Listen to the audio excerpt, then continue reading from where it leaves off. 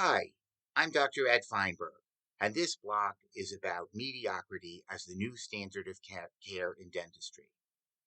I was raised in Crown and Bridge with strict standards, where no steps are skipped, and where I was proud to put my name on every case that I accomplished. My dad once admonished me, if you think you can do better, why don't you? My dad was the ultimate role model. I saw him remake dentistry that I know almost everyone else would accept. No one will ever match the sheer volume and quality of the dentistry he did in his 50-year career, and I have the 100,000 plus slides to prove it. My father always maintained that one of the hardest tasks in dentistry was to be your own worst critic. No one is looking over your shoulder and watching what you are doing. Patients have to rely on their doctor to do right by them because they have no way of judging what is being done. It's a breach of trust when the doctor looks the other way when something is not right. All too often, I hear dental practitioners give up and proclaim, that's the best I can do. What a cop out. Do they really think they're going to get away with that broken margin that no one can see? Not likely. Bacteria are microns, and the open margin might as well be the Grand Canyon to them. The poor patient is going to be the one to suffer the consequences. Unfortunately, all too often steps are being skipped in lectures and in article presentations that I've seen. It's certainly more profitable to slap some dentistry in the patient's mouth in 2 visits and not worry about how it will last. I voiced objections to this at a recent meeting, and do you know what was said to me? No one can practice dentistry like you. Insurance company reimbursements won't allow us to do the kind of dentistry that you do. These statements are simply justifications for accepting mediocrity. So many dentists kid themselves with this belief that I have to conclude that mediocrity is the new standard of care. Most worrisome is how attitudes have slid into mediocrity over the course of my career. When I started my career, my new dentist colleagues in my residency program were eager to learn as much as possible. Whenever they were offered continuing education for free, we were there. It didn't matter whether it was a weekend or evening. We would be there because we wanted to learn. Not so with the residents that I've seen of late. I've heard numerous complaints from attending dentists about the attitudes of their residents. I gave a presentation at a residency program in Brooklyn a few years ago, and I called the director and I remarked to him that 1 hour really wasn't enough for me to teach them anything. I wanted to come back on a Saturday and give them a full day of continuing education, and I was willing to come for nothing. Do you know what I was told? The residents would never come on their days off. Only on work days would they come. Worse, I had the displeasure of overhearing some residents bitterly complain about their salaries, that they were worth so much more than they were being paid. Really? New graduates have rudimentary knowledge and skills because education really begins on the day of graduation. The residency compensation is not a salary. It is a token payment so doctors can live while they continue their education. One factor that may be contributing to such attitudes is the fact that students graduate dental schools with unbelievable debts. And in fairness, it is much worse than when I graduated dental school. At a time when they should be concentrating on building their knowledge and skills, they are forced to concentrate on how they're going to pay back those enormous debts. Many accept employment in corporate mills, and they're pushed into a production mindset instead of a mindset of learning and quality. Once they start down this path, they are done for. They will never become great practitioners, and they are likely to hate dentistry and never give anything back to the profession. We should all be angry that a rich country like America can't find funds to subsidize education so students don't have to start their careers this way. Isn't it ironic that money is available to build that bridge to nowhere or to fund studies on the sex lives of slugs, but there is no money to support dental students? We should be outraged and demand change. However, that being said, Blame for such attitudes cannot be pinned solely on government or financial circumstances. There are many individuals who have excelled in spite of disadvantageous life circumstances. It is possible to overcome hardship, but only with a positive attitude and an intense desire to excel. One very important ingredient for success is to find the right mentor. I was lucky enough to have the perfect mentor, my famous father. He was a tough taskmaster, let me tell you. So being his protege was no walk in the park. I spent a great deal of time working with him and observing everything he did. I sat in on all his courses and I assisted him with his demonstration courses that he gave to practicing dentists on Wednesday mornings. And he gave those courses for 40 years. I asked a lot of questions. I did all the patient emergencies after hours and on weekends. I did not win patient acceptance and trust overnight. No patient wants the young guy when they're used to being treated by the master.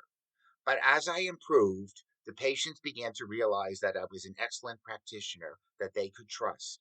They liked that I had an easygoing personality. The patients recognized that my father and I complemented each other perfectly. We made such a great team. I had such admiration and respect for him, even though he was difficult. When I first came to Arizona, I visited Taliesin West, the Frank Lloyd Wright house, where he once trained student architects. And Frank Lloyd Wright was a tough taskmaster, but he was a genius innovator who changed the course of architecture. Students endured harsh treatment in order to learn from him because he was the best. My father was very much like Frank Lloyd Wright, a genius innovator who was difficult, uncompromising, and at times downright mean. I often think that today's young practitioners would never put up with such treatment to learn from a master.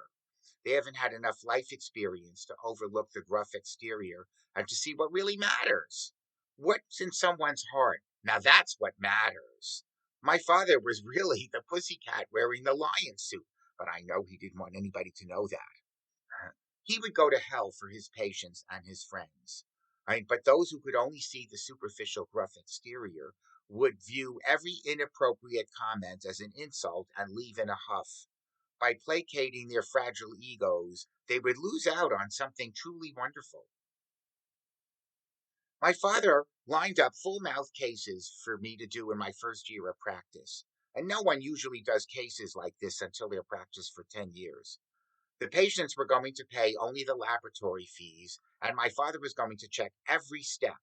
And believe me, he rarely gave compliments. So when he did give a compliment, what you did was extraordinary.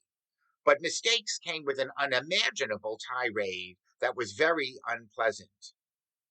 So this was my very first case. On my very first patient in practice, I had to prepare 32 teeth for fixed bridge work on the upper and lower arches. And that case turned out great and lasted for many years. And you could see how the dentistry relates to the bone. You could see how it almost looks like it's sitting on the bone, and that there had been no changes in 9 years. And I ended up losing this patient because his son became a dentist. But 20 years afterwards, he called me up to thank me, and he still had these cases for the magnificent and marvelous dentistry that he received.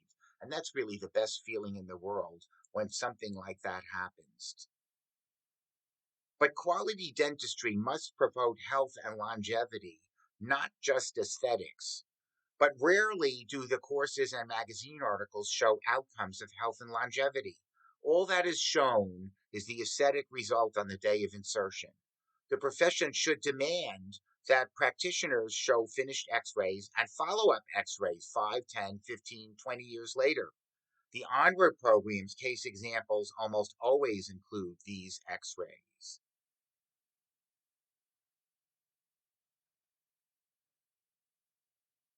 Can you imagine how hard it is for me, having been brought up with in dentistry with intense attention to detail and quality, to see the blind acceptance of mediocrity all around me? I simply want to scream. I know where full coverage restorative dentistry came from. and I know it's going in the wrong direction. And this is the case that my dad did. And these are 29-year x-rays. And you can see here too how the dentistry relates to the bone and that there have been very few changes in 29 years. That is what dentistry is supposed to accomplish. And that is what the Onward program has to offer. I believe strongly that anything new that comes down the pike must be compared to the standard of what came before. And this is not being done. Many young dentists feel that because they're skilled in high tech, that they are offering the highest quality dental care. Nothing could be further from the truth. Technology is a tool, not an end in itself. And if the high standard cannot be obtained with high tech, it is of no value. Let's compare outcomes. Let's see which basic principles were violated with high tech in the name of expediency and profit. Then we'll talk. But in order to have a real conversation, come to the table with the right attitude, an honest striving for excellence. Be your own worst critic. Take great pains to ensure that no error is overlooked. Come to the table with these aspirations or go home. Become the best practitioner that you can be by signing up for the Onward program at full coverage restorative dentistry. Learn how to do crown and bridge work with excellence and confidence, how to save teeth that are hopeless, and how to provide new options for treatments that you never even thought of. I'm Dr. Ed Feinberg, graduate of Tufts University, and I practiced dentistry in Scarsdale for more than 40 years. And now I'm practicing here in Arizona. As you could see, I'm the successor to the unique tradition of restorative dentistry, being trained by a master, Dr. Elliot Feinberg, who was in turn trained by a master, Dr. I. Franklin Miller. And the techniques that we have used are documented in a library of more than 100,000 pictures over the course of 70 years. And it is my mission to share this information with others. And as a result, I created Onward with the help of a few of my colleagues, and I'm the executive director of the Onward program. And to date, I've created more than 30 courses for this website. I am a nationally recognized lecturer, and I am the author of numerous scientific and educational articles and a textbook, The Ductile Tilt Precision Attachment Case for Natural Teeth and Implants, and that is available on my website. And I'm also available to give presentations, and all the information about that is on my website. So I hope you enjoyed this blog, and I look forward to delivering more blogs on issues that I believe should not be swept under the rug, but should be examined and closely. Thank you.